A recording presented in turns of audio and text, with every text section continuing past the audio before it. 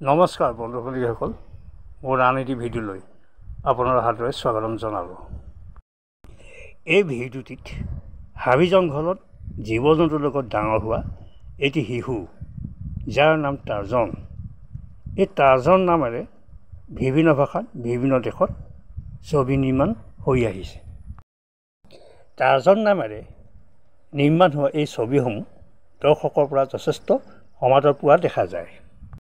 কাৰণ এই ছবিসমূহৰ কাহিনী, প্ৰাকৃতিক দৃশ্যাৱলী, বনৰীয়া বিভিন্ন জীৱ জন্তু, বিভিন্ন ধৰণৰ সাপ বেং, চৰাই চিৰিকটি, লগতে সংগীত আদি যথেষ্ট সুমধুৰ হয়।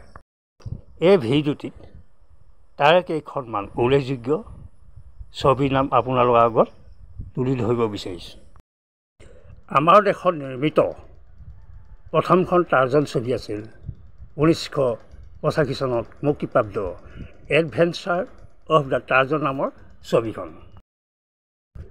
ছবিখন পৰিচালনা কৰিছিল বাব্বাৰ সুভাষে আৰু মিউজিক দিছিল বাপ্পী লাহিৰী। ছবিখনত অভিনয় কৰিছিল কিমি কাটকাৰ, হেমন্ত বেৰ্জে, দিলীপ তাহিল, ওম শিৱপুৰী আদি।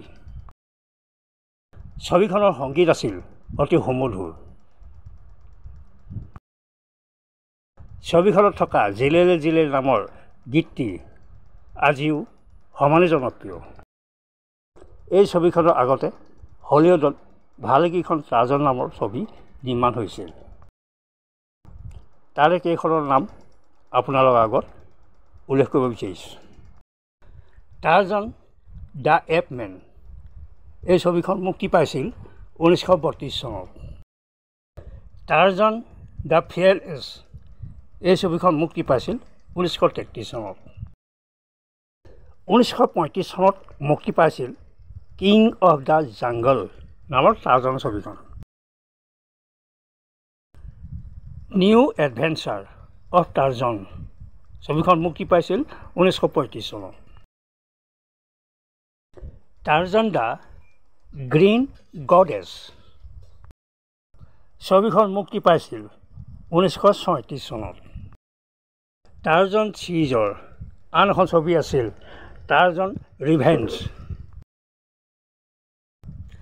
টাৰ্জন ফাইণ্ডছ এ ছন ছবিখন মুক্তি পাইছিল 1939 চনত। Tarzan triumphs 1943।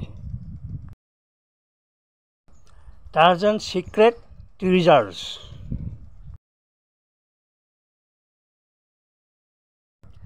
টাৰ্জন and the great river ছবিখন মুক্তি পাইছিল 1967 চনত। অকল হলিউডে নহয়, টাৰ্জন চিৰিজৰ বিভিন্ন দেশে বিভিন্ন ভাষাত টাৰ্জন নামৰ কথাছবি নিৰ্মাণ কৰিছিল। আমাৰ ভাৰতবৰ্ষতো দাক্ষিণাত্যত আৰু বাংলা ভাষাত টাৰ্জন নামেৰে ভালেকেইখন ছবি নিৰ্মাণ হৈছিল। এই ছবিসমূহৰ ব্যৱসায়িক সফলতাৰ বিষয়ে বিশেষ ক'ব পৰা নহ'ল। হলিউডৰ ছবি টাৰ্জন কং,